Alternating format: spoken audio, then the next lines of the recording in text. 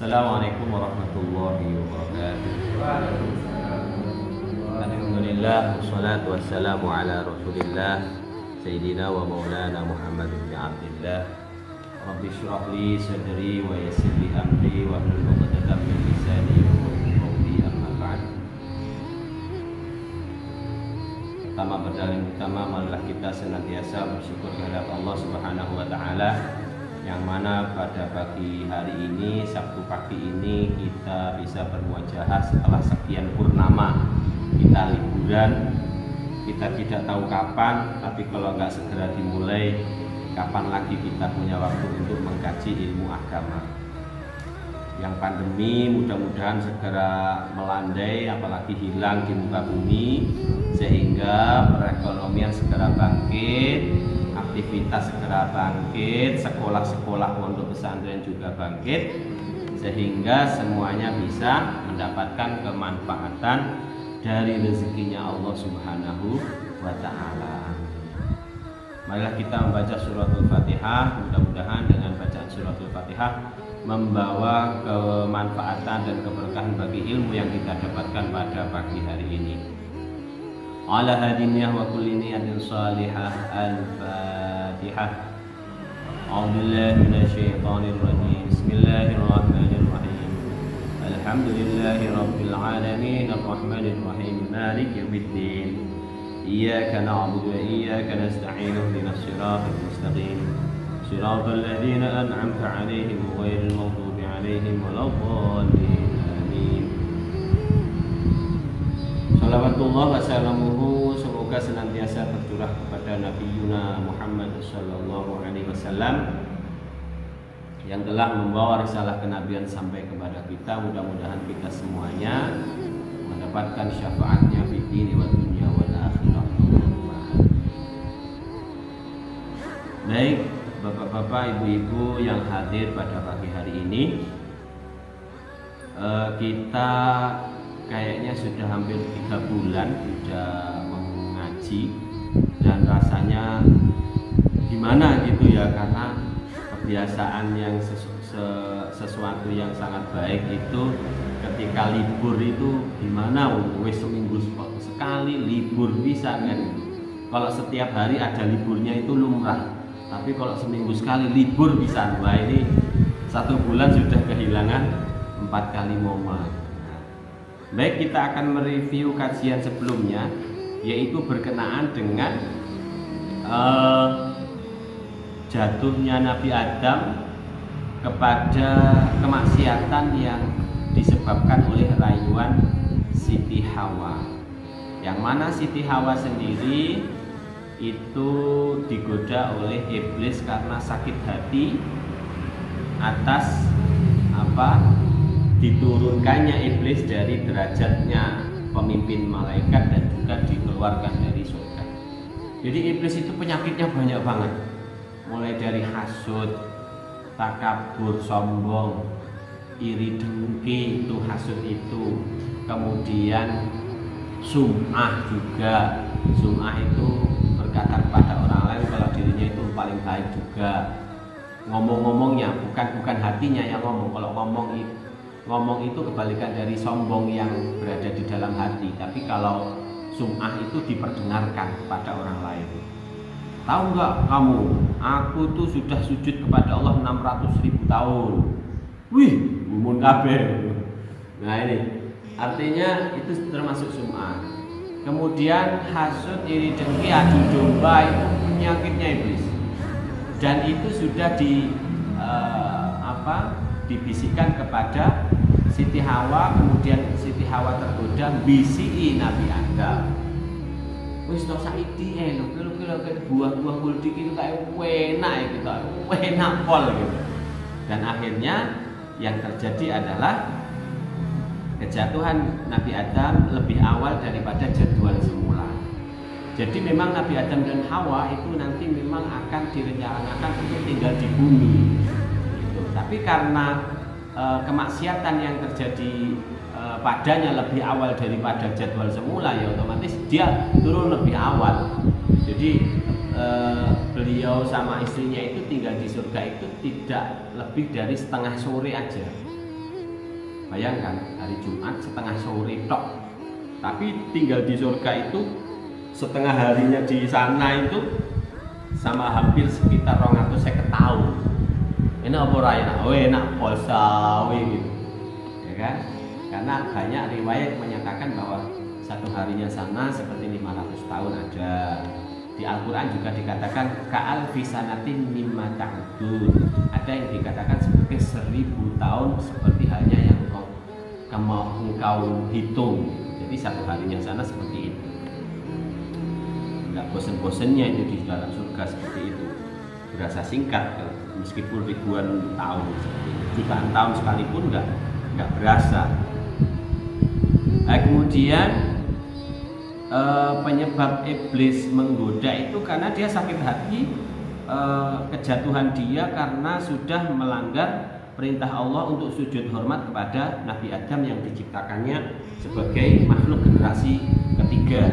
Ibaratnya seperti itu. Jadi Allah menciptakan malaikat, kemudian Allah menciptakan iblis juga, termasuk itu jin juga. Jin itu golongan dari iblis, tapi iblisnya justru bisa memimpin para malaikat waktu itu. Jadi iblis itu dulu sebelum dikatakan sebagai sebutan iblis itu sebutannya adalah Azazil, pimpinan para malaikat yang menyembah Allah lebih lama daripada malaikat-malaikat yang lain. Akhirnya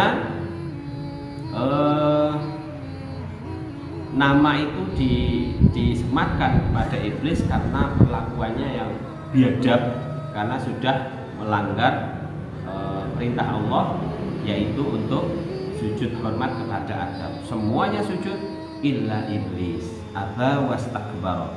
Dia menolak dan juga sombong, merasa berbangga diri atas dirinya lebih baik daripada Nabi Adam. Nah, ini ternyata penyakit-penyakit itu nular kepada para manusia. Rasa dirinya paling kaya sendiri, paling pintar sendiri, paling ganteng sendiri, paling cantik sendiri. Akhirnya yang paling-paling itu justru malah mengerikan. Sampeyan kok ganteng rabi to, Mbak? Mau aku ayune ra mrene sing wani ambek aku lha nyapa? Saking ayune kayunen akhire. Dadi kayu. Wong nek kayunen yo malah lapo. Bismillahirrahmanirrahim. Jadi itu review pertemuan sebelumnya yang terpisah hampir 3 bulan. Ya. Kemudian Allah berfirman, Bismillahirrahmanirrahim. Wa qulna ya Adam uskun anta wa zawjukal jannata wa kula minha ragadan haitsu syi'tuma wa la taqraba hadhihi asy-syajarata fatakuna minadh dhalimin. فأزلهما الشيطان عنها فأخرجهما مما كانا فيه وقلنا اهبطوا بعضكم لبعض عدو ولكم في الأرض مستقر ومتاع إلى حين. Dan kami katakan, hei Adam, tinggallah kamu dan istri kamu di dalam surga dan makanlah dari di antara surga itu makanan hidangan yang enak-enak yang kalian inginkan, dan jangan kalian berdua dekati terhadap pohon ini, pohon kuldi itu, maka kamu akan menjadi orang-orang yang zalim. Kemudian setan menurunkan, memelesetkan keduanya dari surga, dan Allah mengeluarkan keduanya dari perkara yang semestinya dia tinggali, yaitu surga. Kemudian Allah memerintahkan kepada Adam dan istrinya, kamu turun ke bumi. Sebagian dari kamu dengan sebagian yang lain itu akan bermusuhan dan kalian di dunia akan memiliki waktu tertentu sampai masanya, saatnya habis. Nah, jadi kalau tinggal di bumi ya berarti mau nggak mau harus menerima dia itu akan mati gitu. Karena surga itu nggak ada yang mati. Kalau keluar dari surga otomatis dia akan tinggal di bumi, maka tinggal di bumi konsekuensinya dia akan mengalami suatu kematian gitu. Nah, kemudian apa yang membuat dirinya si Adam dan Hawa itu terpeleset, ini juga pernah menjadi skripsi saya. Saya membuat sebuah judul yang fenomenal waktu itu. Skripsi saya di tahun 2011 itu membahas tentang buah khuldi dalam Al-Quran. Jadi apa sih buah khuldi itu kan? Buahnya itu para ulama itu memiliki referensi. Ada yang menyatakan oh itu buah pir, oh itu buah apel, oh itu pokoknya buah-buahan yang nyata gitu. Ada juga yang lebih ekstrim, itu sebenarnya adalah buah yang di situ hanya sebuah kata-kata yang dipinjam atau metafor. Jadi nah, yang sebenarnya lebih dipahami oleh Ibnu Katsir di sini itu adalah buah yang artinya kiasan. Sesuatu yang memabukkan, sesuatu yang membuat melayang, sesuatu yang membuat aurat keduanya terbuka. Itu apa coba? Buah apa yang ketika makan langsung mendem gitu? Kan kita nggak bisa menemukan, kecuali itu memang wujudnya adalah anggur yang sudah dibikin alkohol. Itu mungkin memabukkan ya, tapi itu enggak. Ketika dia makan itu kok langsung tiba-tiba dia auratnya lagi sadar. Nah, itu berarti ada sesuatu momen di mana buah itu artinya adalah buah yang artinya metafor. Nah, kenapa seperti itu? Karena di dalam sebuah ayat Al-Quran dikatakan bahwa falamma dzaqash syajarata badat lahuma sawatuhuma wa tafiqa yakhsifani min waraqil jannah, yang artinya dan ketika keduanya mencicipi syajarah, yang syajarah itu artinya diartikan sebagai arti buah khuldi itu tadi, tiba-tiba badat lauhuma sawatuhuma, tiba-tiba aurat keduanya itu terlepas. Ini kok lucu ya, buah apa yang ketika dimakan tiba-tiba auratnya terlepas gitu. Kemudian ketika sudah terlepas dia sadar itu salah, akhirnya saling berjauhan. Terus karena bajunya lali nek ndeleh ndi, akhirnya awake iku ditutupi karo godhong-godhong sing enek ning jero surga. Godhong-godhong jeblok iku, kowe mau nyapo? Kowe yo nyapo gitu. Jadi ada sesuatu yang membuat keduanya itu baru sadar ketika hal itu sudah terjadi. Nah, ini yang tafsir ekstrimnya seperti itu. Tapi kalau tafsir Tabrani atau Bari, Imam Syekh At-Tabari itu menyatakan wisto, kamu mengetahui juga nggak jadi masalah, tidak mengetahui juga tidak masalah. Yang penting yang menjadi masalah itu kamu tuh bisa taat kepada Allah apa enggak. Loh, Nabi Adam dengan satu larangan aja dilanggar, apalagi kamu sebagai makhluknya Allah larangannya banyak banget gitu.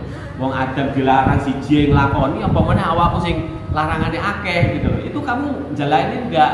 Kamu jangan nyalahin Nabi Adam. Kadang kan ada orang yang ekstrim itu nganggep ini guru-guru Nabi Adam. Coba Nabi Adam dia nggak mangan buah khuldi, kira-kira ada sih tetap nang surga kan gitu loh. Padahal awal pertama Nabi Adam diciptakan memang sebagai khalifah fil ard. Tiba-tiba dia merasa kalau gak enak Mbah Adam sing diuju-uju Siti Hawa ada ning surga. Lah apa kanggone nyapo-nyapo iku kan? Memang tempat ujian itu di dunia ini. Kalau di surga ngapain? Kalau nggak ada kerennya ketika diciptakan terus kamu tinggal di surga ngapa-ngapain enak? Nggak ruh sorone, nggak ruh ngelake sesuatu, nggak ruh sorone golek kan gitu. Jadi artinya ujian di dunia ini memang menjadi sebuah kalau dibandingkan dengan kenikmatan surga nggak ada apa-apanya. Singkat banget, mataun ilahin.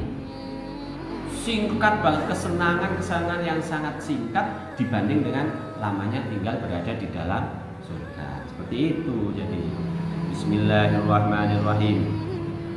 Wa amma qawluhu wa la taqraba hadhihi syajarata fa huwa ikhtibarun minallahi ta'ala wa imtihanun li Adama. وقد اختلف في هذه الشجرة ما هي فقال السدي عمن حدثه عن ابن عباس الشجرة التي نهى عنها آدم عليه السلام هي الكرم وكذا قال سعيد بن جبير والسدي والشعبي ومحمد بن قيس وقال السدي أيضا في khabarin dzakarahu an Abi Malik wa an Abi Shahlin an Abi Abbas wa an Murrata an Ibni Mas'ud wa an nasin minas sahabah wala taqraba hadhihi syajarata hiyal karmu. Di sini dikatakan bahwa arti dari dan janganlah kalian mendekati pohon. Ini adalah sebuah ujian dari Allah. Kayak sekarang lagi viral iklan, sabar, ini ujian. Sabar ya, sabar, ini ujian. Ini ujian dari Allah dan juga ujian bagi Adam, dan para ulama telah berselisih pendapat apa arti dari pohon sajarah tersebut. Pohon khuldi itu apa? Ya, hadis yang disampaikan, ya, yang dilarang pohon untuk dimakan oleh Adam, menurut riwayat Ibnu Abbas itu adalah kurma. Kaya kurma non, masuk makan kurma itu langsung dadek nih seluruh anggota tubuh tiba-tiba bajunya lepas kan gitu. Jadi ini yang kadang secara logika nggak masuk, tapi yo sik gini sik gak apa. Terus engko nanti ada pendapat lain yang sekiranya lebih bisa kita terima secara akal gitu. Bismillahirrahmanirrahim. Wa taz'amu yahudu annaha al-hamtah. Al-hamtah itu kayak semacam apel apa buah delima ya. Jadi al-hamtah itu semacam apel atau buah delima. Yo kesuwen maame krakot-krakot suwi wong kuwi efeke maam jebret ujug-ujug langsung mengalami hal yang tidak sadar diri kan gitu. Tiba-tiba.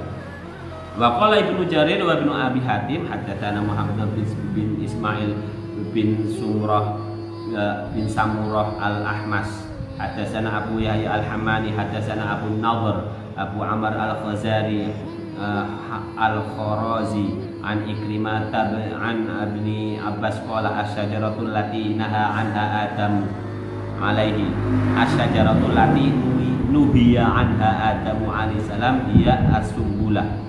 Wa qala Abdul Razzaq an ba'ana Ibnu Uyainah wa Ibnu Mubarak. Dikatakan bahwa buah itu adalah sumbulah. Sumbulah itu kalau arti umumnya mungkin tetumbuhan gitu, tetumbuhan atau cecukulan gitu. Sumbulatun mi'atu habba. Jadi sumbulah itu bisa jadi kayak semangka atau melon ya. Jadi tumbuhan yang merayap gitu. Dan ini kita lihat arti dari buah-buah yang disebutkan. Ada al-karmu, ada al-hamtah, ada as-sumbulah. Ini nanti kita lihat, kebetulan saya punya tafsir itu Al-Munawwir, insya Allah lengkap ini. Hiya sumbulah. Kemudian ada lagi yang menyatakan hiyal burru. Ada juga yang menyatakan al-burru. Nama-nama aneh-aneh dalam Arab. Saya baru tahu kemarin itu ada seorang orang Arab yang tinggal di Indonesia menyatakan bahwa kosakata bahasa Indonesia itu, bahasa Jawa itu tidak mencapai angka 1 juta kosakata kesemuanya. Tapi Arab itu ternyata memiliki kosakata 3 juta. Satu benda itu bisa disebut sampai 20 jenis kata. Singa itu ada 20 jenis kata. Kambing itu ada 15 istilah. Dan itu benar semua gitu. Orang Arab, dan itu dipakai oleh Allah sebagai media penyampai wahyu-wahyu Allah. Jadi Al-Quran berbahasa Arab yang memiliki kekayaan bahasanya sampai 3 juta kosakata. Itu kalau dibikin kamus nggak tahu kamusnya seberapa luasnya perpustakaan. Nah, Bismillahirrahmanirrahim. Wala taqraba hadhihi syajarah.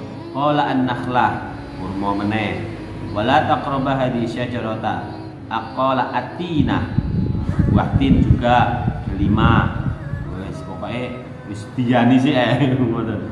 Man akala minha ahdasa wala yanbaghi ayyakuna fil jannah hadasun. Diriwayatkan barang siapa yang memakan buah kuldi itu, maka dia akan berhadas, dan tidak seyogyanya orang di dalam surga itu memiliki hadas. Coba makan buah apa yang membuat dirinya memiliki hadas, apalagi hadas besar. Itu loh. Jadi kalau kita ngajinya secara dewasa, saya yakin tahulah arti dari hadas itu ke arah mana gitu. Artinya ternyata dia tidak memakan sesuatu, tapi melakukan sesuatu yang metafor pakai bahasanya itu adalah memakan sesuatu. Bocah lain perawan-perawan yang dipangan karo grandong sebelah omahe. Boso-boso dipangan itu kan bisa dipakai katanya dipangan, tapi artinya kan tidak dimakan mentah-mentah gitu loh. Ternyata bunga yang aku idam-idamkan sudah dihisap madunya oleh lebah tetangganya loh.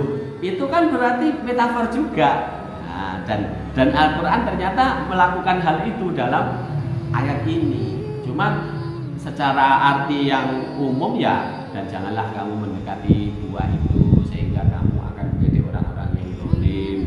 Terus didukung dengan hadis yang menyatakan bahwa barang siapa memakan buah kuldi ini maka dia akan berhadas, dan tidak seyogyanya seseorang yang tinggal di surga itu memiliki hadas. Hadas nentut yo mosok yo nentut buah hajat mosok yo. Terus ya hadasnya apalagi kalau bukan yang itu gitu loh, yang menyebabkan dirinya setelah makan membuat pakaiannya hilang, nggak sadar di kelambiku mau, akhirnya diurupi karo godong-godong di dalam surga. Itu yang dilakukan antara Adam dan Hawa. Mereka sudah suami istri tapi mungkin masih ditunda ya, honeymoonnya nanti aja gitu, barangkali seperti itu, sehingga lebih awal dari jadwal semula yang harusnya kamu malam ketiga nanti silakan kumpul sama istri itu. Tapi sebelum ada perintah itu ternyata keduanya sudah melakukan, meskipun itu hal itu halal karena memang keduanya diciptakan oleh Allah dan disaksikan oleh malaikat dalam pernikahannya seperti itu. Nah, dan nyatanya sudah ngeber, ternyata alah ada hubungannya dengan itu, barangkali buah kuldi itu honeymoon, barangkali seperti itu sebenarnya. Cuman Al-Quran kalau dituduh bukan itu tuh ya, dimaknai ke arah situ itu ya tabu bagi kita karena pakai bahasa metafor yang dimilikinya ya sesuai dengan tingkat pemahaman yang dimiliki oleh si pembaca. Kalau pembacanya si anak-anak, ya jangan makan buah kuldi, itu larangan, terus membuat dirinya gitu aja, nggak perlu mendetil gitu. Kalau nanti sampai ke hal-hal yang lebih vulgar lagi malah bahaya, nanti malah dikira menjelek-jelekan Nabi Adam, menjelek-jelekan Siti Hawa yang telah bekerja seperti itu. Bismillahirrahmanirrahim. Walamma askanallahu Adama wa zawjatahu al-jannata wa nahahu an akli syajarah wa kanat syajaratu ghuswaniha wa kanat syajaratun ghuswanuha mutasya'ibun ba'duha min ba'din wa kana laha samarun ta'kuluhul malaikatu li khultihim wa hiya syajaratul lati nahallahu anha Adam wa zawjatuhu. Sementara ada sebuah riwayat dari Wahab bin Munabbih ini berkata, ketika Allah meletakkan Nabi Adam dan istrinya di dalam surga, Allah melarangnya untuk memakan buah, yang mana buah itu cabangnya menjulang ke tinggi, menjulang ke atas dan tinggi, dan saling terikat dengan satu cabang dengan cabang yang lain, dan buahnya itu dimakan oleh para malaikat untuk kelanggengan mereka, dan dia adalah pohon buah yang dilarang oleh Allah untuk Adam dan istrinya. Jadi coba kita logika. Jadi ada riwayat yang menyatakan seperti itu, kita ngiyain aja, tapi kita pikir kembali bahwa malaikat itu kok makan. Kita tahu malaikat pernah mendatangi rumahnya Nabi Ibrahim, disuguhi makan, aku nggak maem. Ketika Nabi Lut dikasih kabar bahwa 3 hari lagi akan ada gempa, ditawari daharan, malaikat juga ngomong, aku nggak makan.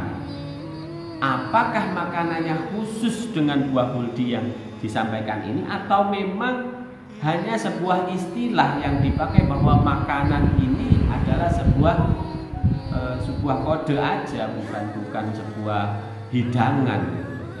Tapi kita nggak mau pusing-pusing ya, karena ngapain mikirin makanannya malaikat, makanannya awake dhewe buah huldi sitok wis nggarai ngonoan, dilarang ya dilanggar apalagi kita.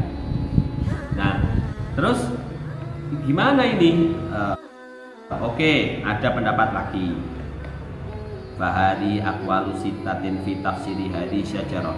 Maka terdapat 6 tafsir di dalam arti dari buah huldi. Qala al-Imam al-Allamatu Abu Ja'far bin Jarir rahimahullahu taala memiliki tafsir Al-Jarir ini. Ibnu Jarir itu punya tafsir juga, tafsir Ibnu Jarir.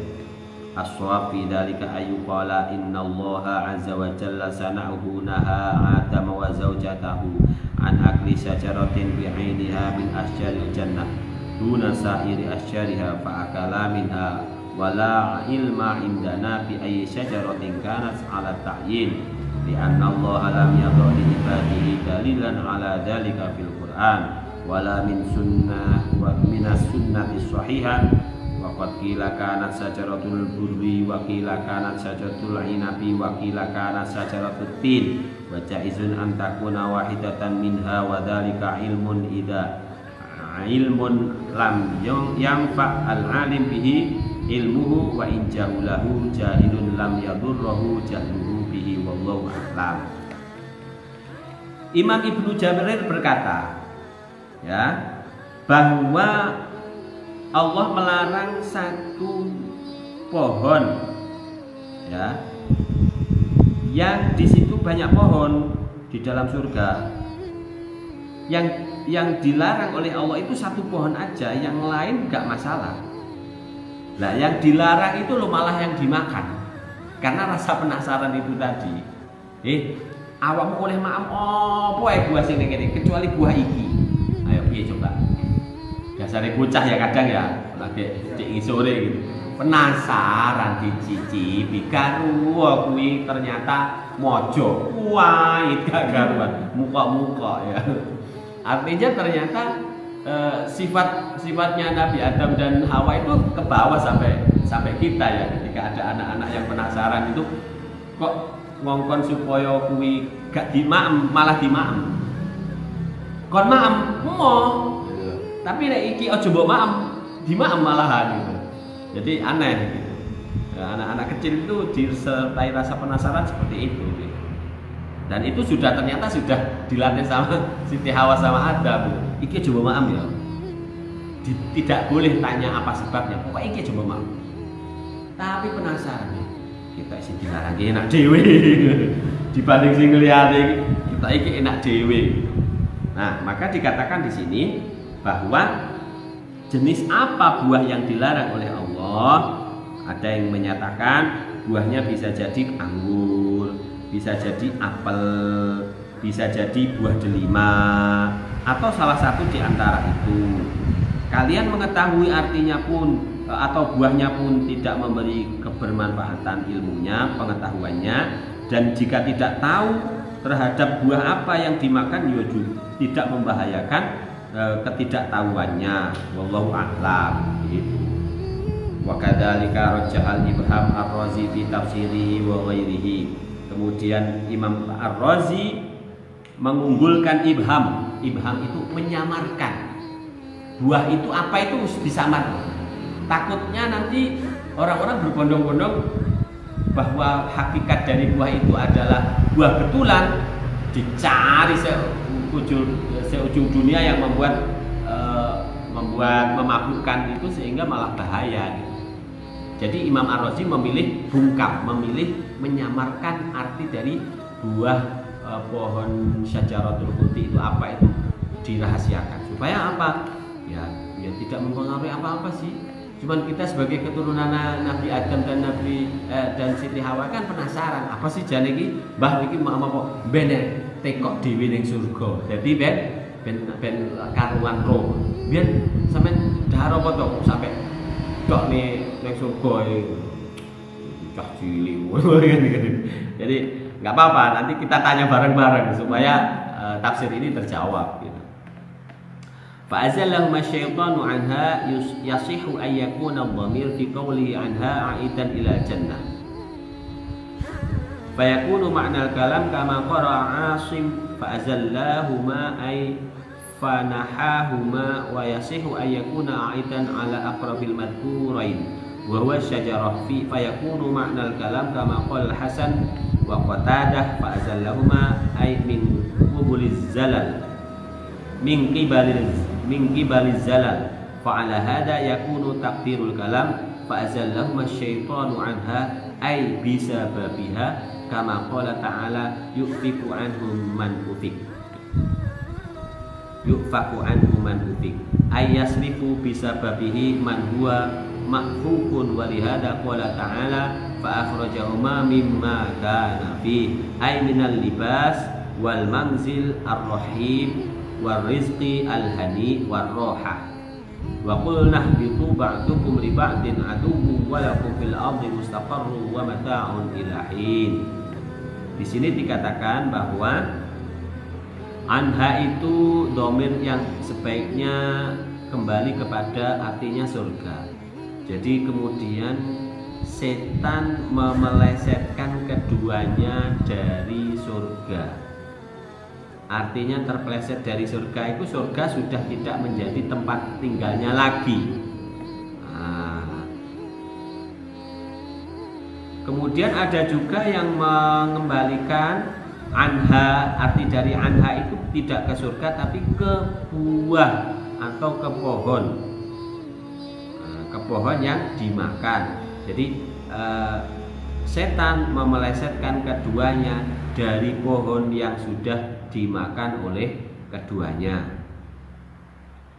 Artinya disebabkan oleh pohon itu setan memelesetkan Nabi Adam dan Hawa, kemudian mengeluarkan keduanya dari yang semestinya mereka tinggali, yaitu surga.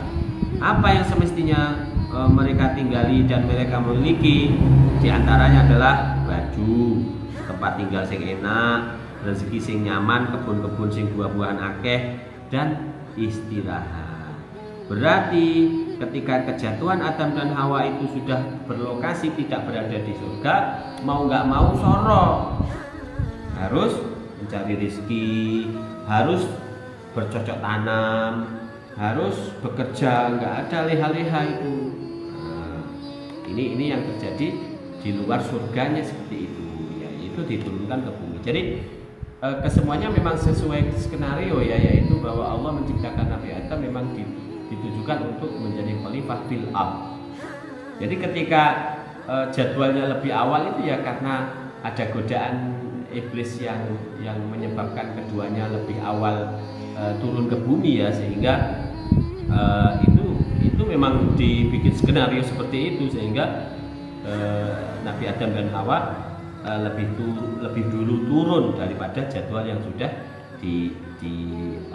direncanakan oleh Allah. Tapi Allah sendiri sebenarnya tahu kalau Nabi Adam itu bakal kayak gitu, tahu memang beliau Allah itu yang nyiptain kodok dan kodat, sehingga nggak bisa direview kembali atau mengulang kembali supaya Nabi Adam nggak makan, itu nggak bisa karena waktu masanya sudah lewat. Bismillahirrahmanirrahim. Lamma dhaqa Adamu minasyajarati farrohariban fata'allaqat syajaratun bisya'rihi fanudiya ya Adam afiraran minni qala bal haya'un minka qala ya Adam ukhruj min jawari fa bi'izzati la yusakinuni fiha man asani walau khalaqtu mithlaka mil al-ardi khalqan thumma asuni la askantuhum darul asin. Ada sebuah riwayat yang menyatakan dari Rasulullah, ketika Nabi Adam mencicipi buah huldi, maka dia lari terbirit-birit, delik, duwelik, kemudian rambutnya malah nyantol neng dahan wit, ya kan? Kemudian dia jadi dahan wit, terus dia itu duwelik neng jerone wit pisan, neng kono enek nyantol neng kono, supaya ditutupi awake duwelik wisin. Kemudian ada suara Allah, "Hei Adam, kamu lari dari saya?" Dijawab sama Adam, "Enggak Allah, saya malu dari engkau." Allah berfirman lagi, "Hei Adam, keluar engkau menjadi tetanggaku di surga. Maka demi sifat kemuliaanku tidak akan tinggal bersamaku di dalam surga orang-orang yang bermaksiat kepadaku. Walau aku menciptakan engkau seperti dirimu itu jumlahnya sampai ngebaki bumi, makhluk-makhluk itu, kemudian makhluk yang jumlahnya memenuhi bumi itu kok bermaksiat kepadaku, maka aku menempatkan mereka di dalam rumah orang-orang yang bermaksiat, yaitu tinggal di dalam neraka." Coba. Jadi di situ kayak semacam informasi aja buat kita gitu, bahwa nanti di dalam surga itu ditinggali oleh orang-orang yang tidak berbuat maksiat. Artinya orang-orang yang tinggal di bumi kok mampu meninggalkan kemaksiatan dan selalu mencoba untuk selalu taat kepada Allah, maka layak untuk menjadi penghuni surga. Sebaliknya ketika dia bermaksiat aja di dunianya, maka iki wis tanda-tanda iki penghuni neraka iki, koncone iblis iki. Mau wis dia saya kasih powerful untuk kekuatan untuk taat bisa, kekuatan untuk maksiat bisa, tapi malah dominan maksiatnya. Oh, iki berarti membo-membo iki tak dadekne urup-urup ning jero neraka. Jadi ini informasinya seperti itu, meskipun itu masa lalu kisahnya, tapi bisa kita ambil manfaatnya hari ini, bahwa rasa malunya Nabi Adam sembunyi di sebuah pohon itu bukan karena lari dari Allah, tapi merasa malu karena sudah melakukan kemaksiatan.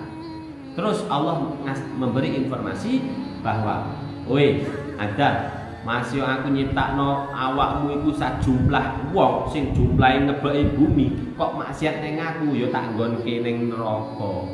Benar. Oh itu ya. Artinya ketika dia sudah bermaksiat terus tidak ada tobat, ya maka dia jadi urup-urup neraka. Tapi kalau kemaksiatan itu masih bisa disertai dengan taubat kepada Allah, ya maka dia kembali bersih kembali. Tapi yo kita jangan menunda-nunda tobat. Kadang orang itu muda apalagi, Mas sudah tobat kok iki ngombe ae. Sok ben tuwek bae, urung tuwek wis ninggal. Kena covid lah, kena opo lah, bronkitis lah, paru-paru lah, musik nom padahal alasan, padahal dia belum melakukan tobat. Ini sangat bahaya. Maka tobat itu harus dilakukan sesegera mungkin sebagai fondasi keimanan supaya tidak goyah, sehingga fondasi itu di atasnya dibangun amal-amal ibadah yang bagus, malah mengokohkan bangunan imannya sehingga dirinya layak untuk menjadi penghuni surga. Tapi sebaliknya, ketika dia ikut nunda-nunda tobat, itu padha karo nunda-nunda gawe pondasi omah. Ketika gak enek pondasine sing wujude tobat, kok dheweke amal kebaikan dilakukan, itu persis dia bangun rumah ngisore gak enek pondasine. Kira-kira gampang ambruk apa malah kembrekan deh. Dheweke buang temboke didhuwur nih, set digendengi jebret. Enek angin ambrol kena dheweke ninggal langsung. Nah, ini menunjukkan bahwa taubat itu adalah fondasinya sebuah bangunan. Jangan sampai ditunda-tunda seperti itu. Bismillahirrahmanirrahim.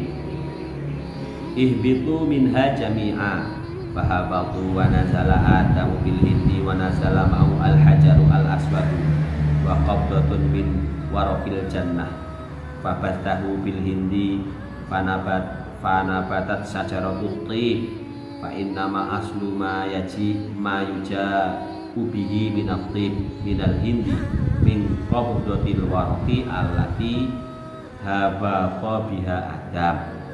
Nah, ini ada sejarah bahwa Allah menurunkan Nabi Adam di tanah India bersama dengan Hajar Aswad. Wah, Hajar Aswad itu hajar batu yang dari surga loh ya. Wah, subhanallah. Kemudian dan juga dibawakan dedaunan surga. Dari daunnya itu tumbuh pohon-pohon yang berfungsi untuk kedokteran. Pohon-pohon yang berfungsi untuk tip itu bukan kedokteran. Kalau tip bun kedokteran, tapi kalau tip itu wangi. Jadi dedaunan pepohonan yang wangi-wangi kayak gaharu, pohon cendana itu dari bawaan Nabi Adam di surga ketika turun ke bumi bawa itu. Jadi dalam riwayat ini yang disampaikan. Kemudian dia tinggal berada di India, ya kan? Bismillahirrahmanirrahim.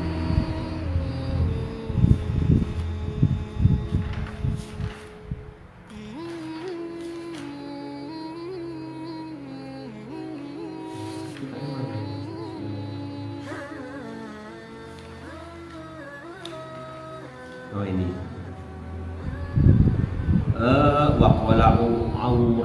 Waqala Imran ibn Uyainah an Atha ibn As-Sa'ib an Sa'id bin Jubair an Ibni Abbas qala ahbata Adama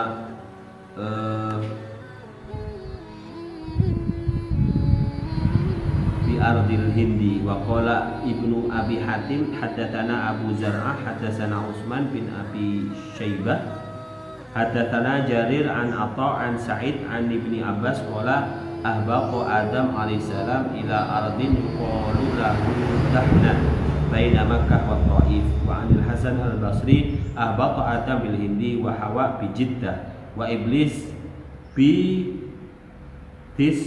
Tamisan min al-Basra ala amyalin wa ahbatat al-Hayyah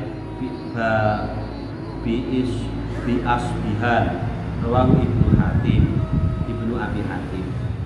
Jadi kedua pasangan itu ternyata berjauhan, saudara-saudara. Nabi Adam diturunkan di tanah India, Siti Hawa itu diturunkan di tanah Jeddah. Jeddah itu bahasa Arab ya. Jeddah itu berdekatan King Abdul Aziz itu ya yang punya bandara internasional itu di Jeddah. Nah, jadi sudah di Timur Tengah. India, kemudian di Jeddah. Terus pertemuan pertamanya di Jabal Rahmah. Itu berarti yang ngelayap mencari itu berarti Nabi Adam itu. Karena Jabal Rahmah berada di Timur Tengah dan juga Jeddahnya juga di sana, berarti nunggu tok Siti Hawa. Kan pertemuannya di Gunung Ar-Rahmah. Ini menandakan bahwa ternyata setelah diturunkan ke bumi itu sebagai makhluknya Allah, maka memiliki kewajiban-kewajiban yang semestinya dilakukan oleh umat manusia. Cuma bedanya Nabi Adam itu hanya diberi kewajiban satu kali untuk sholat kepada Allah, yaitu sholat subuh. Karena waktu diturunkan ke bumi, Nabi Adam dan Hawa itu waktunya subuh, sehingga kewajiban dirinya dalam melaksanakan ibadah setiap hari kepada Allah itu waktunya waktu subuh. Jadi nggak ada sholat lain. Namun iyo tapi 1200 tahun. Nah, umurnya 1200 tahun. Ya rada krasa kesele. Tapi ya ngono dhuwure 30 meter. Tapi daharane sak piring piro iki? Sak tampah sih kurang kan. Artinya ternyata ukuran orang-orang terdahulu yang besar-besar raksasa itu memang dimulai dari Nabi Adam sendiri. Kitanya aja yang ibarat pisang itu makin mengecil cedak ontong gitu loh. Makin cilik puter. Misalnya dijual itu yang laku yang besar-besar, kitanya yang bagian itu bagian melengkapi aja gitu. Subhanallah. Jadi kita bersyukur jadi umatnya Nabi Muhammad SAW, usianya nggak sampai ratusan tahun, tapi siap mengimbangi dalam amaliyah ibadah. Karena apa? Di bulan Ramadan ada satu malam istimewa yang disebut dengan Lailatul Qadar, yang kemuliaannya lebih dari 83 tahun 4 bulan atau 1000 Nah, itu luar biasa itu. Umat-umat terdahulu belum ada yang kayak gitu. Sampai Nabi Musa itu iri. Enak menumati Muhammad. Amalan ini dibonus ini. Aku pengen jadi Nabi Muhammad, tapi Nabi Musa sudah lewat ya masanya. Karena Nabi Musa itu nabi yang paling kritis, bisa ngomong langsung sama Allah. Tapi selain kritis, Nabi Musa itu umatnya itu bandel-bandel. Dan hukumannya itu realistis. Kamu hari Sabtu harus ibadah, ya musabat itu. Ibaratnya hari Jumatnya orang Yahudi itu hari Sabtu. Lah wong kowe padha gak nang masjid, malah golek iwak. Padahal ada larangan hari Sabtu dilarang mencari ikan, malah golek iwak. Mesti warai balai biyen kok. Aja mbok maem iki buah kuldi, malah dipangan kan ngono. Aja golek iwak, malah golek iwak. Sepulang dari golek iwak, wajah mereka menjadi iradatan khosiin, jadi kera. Itu langsung realistis. Umatnya Nabi Musa, ngelu Nabi Musa. Walah, mulai Gusti Allah yang jadi umat kok jadi kera langsung. Tapi umatnya Nabi Muhammad Sallallahu Alaihi Wasallam enggak, maksiat apapun wajahnya tidak berubah menjadi binatang. Tapi bukan berarti terus kudu maksiat terus loh, orang. Ini sebuah kelebihan supaya orang-orang yang korupsi, orang-orang yang berbuat jahat itu dan tobat saat durunge mati. Saiki malah ora ya. Korupsi banyak dapat ampunan. Korupsi 3 triliun 15 miliar itu karena sudah baik dan dia dibully maka dia mendapat ampunan dan amnesti, kan lucu.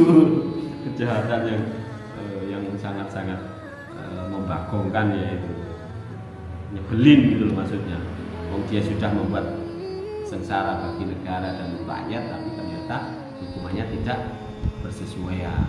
Ini yang harus kita ingkari ya. Gak setuju saya, dia sudah membuat sakit orang banyak kok malah kayak gitu. Kalau dulu zaman Nabi ketika syariat berlaku itu potong tangan ya. Potong tangan itu 1 nisab, 2 nisab, silang, sikile, terus sik neh kene. Sik neh kene. Bukan. Dia kapok. Ya suwe-suwe nyurine karo mulute, enggak tahu saya. Artinya ternyata syariah itu bukan dalam rangka menghukum ya. Sebenarnya mengapokkan, takzir. Fungsinya untuk mengapokkan supaya tidak ada yang meniru. Itu mencuri hukumannya potong tangan, itu fungsinya bukan setiap orang yang akan mencuri itu biar berpikir panjang supaya tidak mencuri. Akhirnya korban yang dipotong tangannya itu sebagai ikon bahwa dirinya sudah melakukan kejahatan. Nek kue gak pengen kaya aku yo ojo. Nah itu loh. Maka hukum syariat itu sebenarnya luar biasa. Cuman kitanya aja yang kadang menganggap itu biasa. Hukum penjaraan malah kaya hotel yang orang kasur empuk, lak, ada AC-ne, hukuman apa itu? Cuman pindah rumah ya, pindah hotel. Tidak masalah. Ini kalau yang ikut ngaji ada beberapa pejabat pemerintah itu awas saya dilaporkan. Oh itu, IT, pembencian terhadap pemerintah. Oh enggak, saya hanya membedakan antara perbedaan syariah dengan hukum undang-undang di Indonesia. Loh, karena hukum undang-undang di Indonesia memang kontemplasinya cenderung produk dari Belanda yang belum ada undang-undang yang berhubungan dengan syariah. Jadi nggak ada hukum campur bagi berzina di dalam undang-undang, itu belum ada. Belum ada. Akhirnya penjara, malah selamat di penjara. Kecuali malah nggak tahu kalau dibully sama polisi di dalam, nggak tahu. Jadi gitu ya kisahnya Nabi Adam alaihissalam dan juga siapa Siti Hawa. Kemudian ditambah ini ada qaul sedikit. Wa qala Ar-Razi i'lam anna fi hadhil ayah tahdidan 'aziman an kullil ma'asi min wujuhin. Al-awwal anna man tasawwara ma jara 'ala Adam bisababi iqdami 'ala al-zallah as-saghirah kana 'ala wajalin syadidin minal ma'asi. Imam Razi berkata, ketahuilah bahwa sesungguhnya di dalam ayat ini merupakan sebuah peringatan yang sangat besar dari melakukan tiap kemaksiatan dari berbagai arah. Yang pertama adalah barang siapa menggambarkan bahwa apa yang dilakukan oleh Nabi Adam disebabkan karena keberaniannya dalam melakukan kemaksiatan itu sehingga dia terpeleset sekecil apapun itu atas dasar ketakutan yang besar bagi kemaksiatan apapun. Artinya gini, jadi satu kemaksiatan yang dilakukan Nabi Adam itu koyok-koyok wis mewakili seluruh kemaksiatan yang ada di muka bumi ini.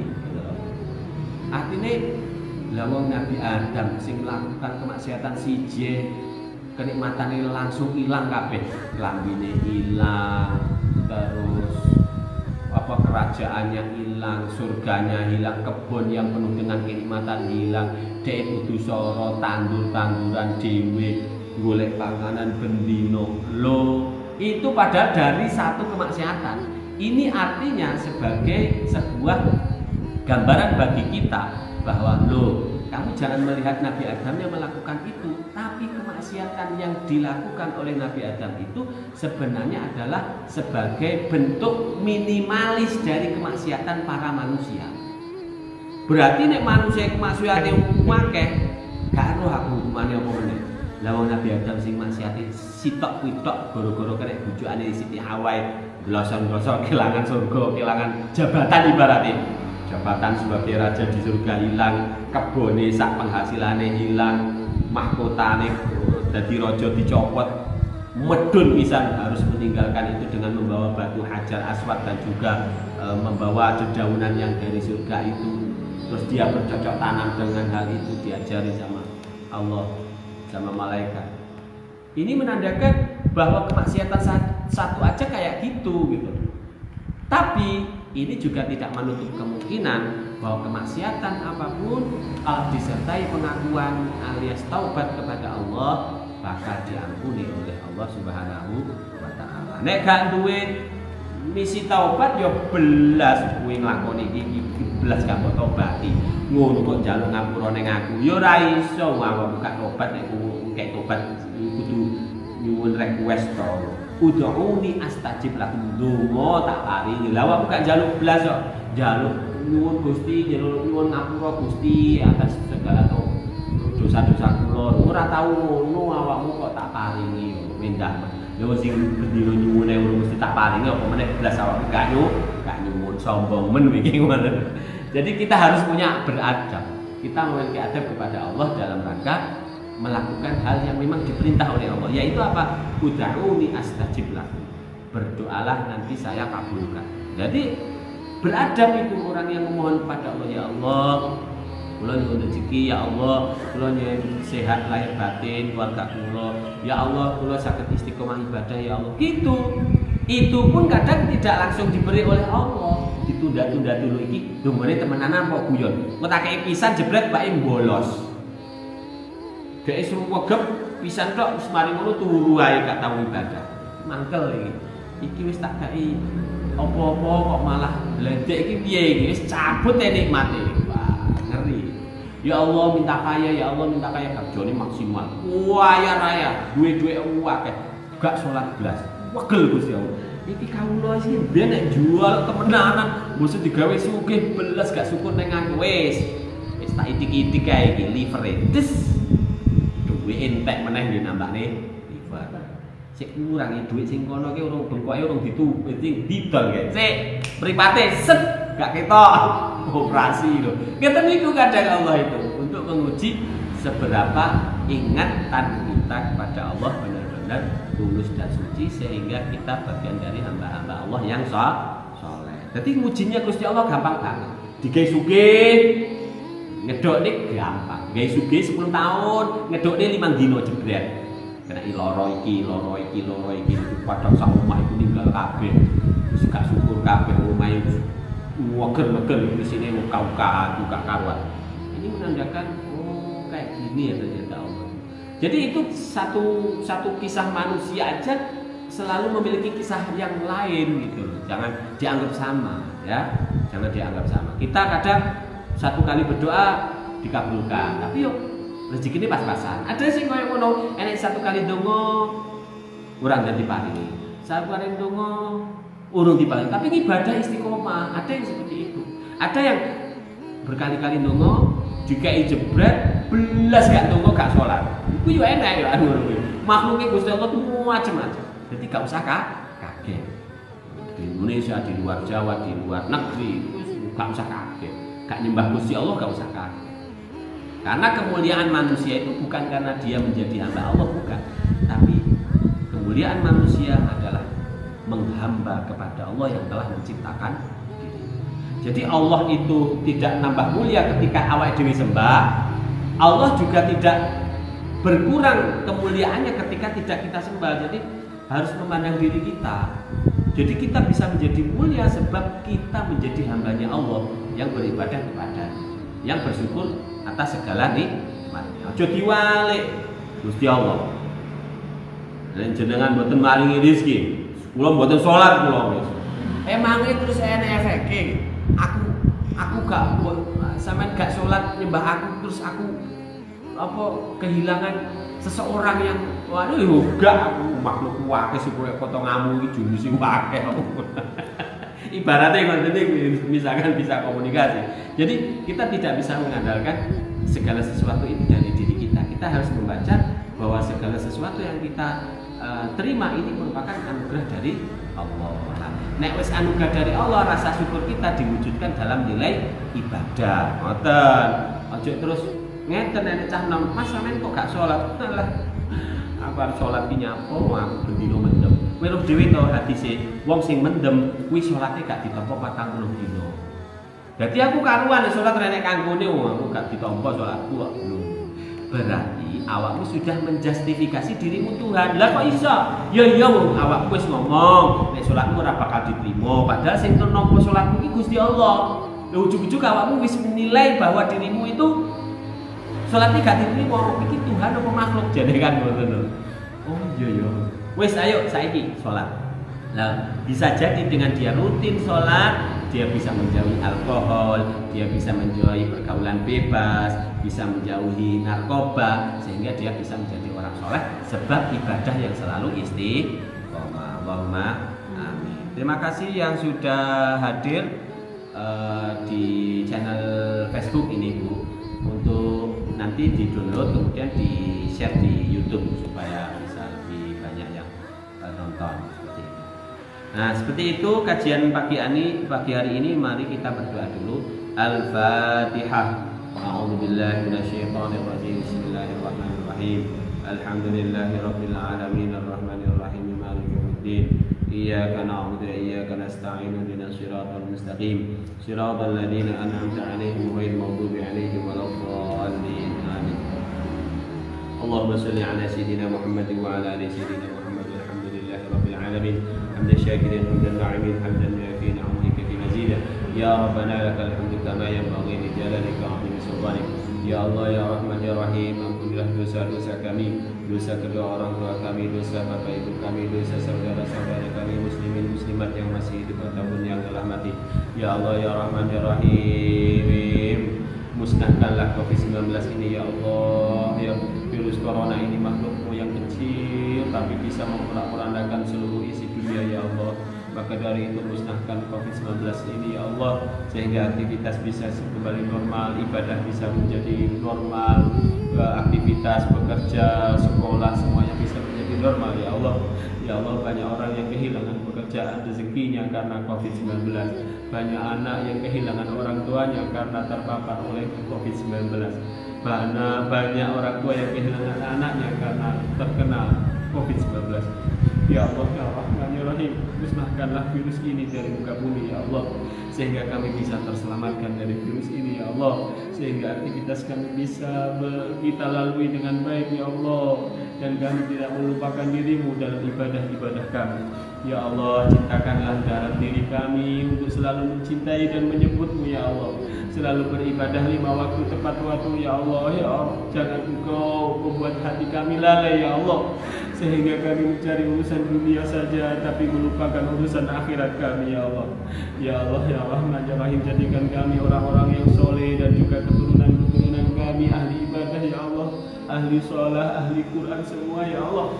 Jangan jadikan kami dan keluarga kami, keturunan kami orang-orang yang ahli maksiat kepadamu ya Allah, sehingga maksiat yang dilakukan Nabi Adam saja Engkau hukum sedemikian rupa, apalagi kami yang bermaksiat banyak ya Allah. Ya Allah, kami tidak mampu menanggung dari hal-hal yang telah kami lakukan. Maka dari itu ya Allah, ampunilah dosa-dosa kami ya Allah, ampunilah segala dosa-dosa dan kecerobohan kami ya Allah. Ya Allah, buatlah hati kami selalu taat kepadamu ya Allah. Mudahkanlah diri kami untuk selalu beribadah kepadamu, dan persulit kami untuk melakukan maksiat terhadap-Mu. Ya Allah, ya Allah, terima kasih Engkau jadikan kami umat Nabi Muhammad SAW. Bulan ini menjadi mulia karena kelahiran makhluk yang paling mulia Engkau ya Allah, yaitu Nabi Muhammad SAW, yang mana syafaatnya ditunggu oleh umat seluruh alam. Ya Allah, ya Rabb, di dunia ini kami belum mampu menatap wajahnya dan kemuliaannya, maka nanti di akhirat ya Allah, ya Rabb, izinkan kami dan biarkan kami menatap wajahnya dan bersolawat kepadanya, sehingga kami termasuk orang-orang yang mendapatkan syafaatnya di dunia dan akhirat. Izinkan kami untuk mengucapkan salam kepada Nabi kita, Nabi Muhammad sallallahu alaihi wasallam. Assalatu wassalamu alaika ya Rasulullah, sehingga Nabi menjawab salam kami dan mengiring kami bersama-sama menuju surga. Beliau mengambilkan kami telaga Kausar dan diminumkan kepada kami, dan kami mendapatkan informasi tentang hadis bahwa barang siapa meminum telaga Kausar maka dia tidak akan haus selama-lamanya. Ya Allah, ya Allah, maka izinkan kami menjadi umat Nabi Muhammad dan mendapatkan syafaat, dan giringlah kami bersama-sama ulama, bersama orang tua dan keluarga kami yang beribadah kepadamu untuk menuju surga. Jangan Kau giring kami menuju neraka-Mu ya Allah, ya Allah. Kami tidak kuasa berada di dalam api neraka. Ya Allah, ya Allah, panasnya bumi aja kami sudah tidak tahan, sudah menangis, apalagi 700 kali panasnya dari panas api di bumi. Sungguh kami tidak akan tahan. Maka dari itu ya Allah, selamatkan kami dari neraka, selamatkan kami dari siksa kubur, selamatkan kami dari segala hal yang membuat kami tersiksa. Ya Allah, masukkan kami ke dalam surga-Mu bersama-sama Nabi kekasih-Mu Muhammad sallallahu alaihi wasallam. Rabbana atina fid dunya hasanah wa fil akhirati hasanah wa qina adzaban nar. Sallallahu ala sayyidina Muhammad. Subhana rabbika rabbil izzati amma yasifun wa salamun ala al mursalin walhamdulillahi rabbil alamin. Bismillahil Fatihah.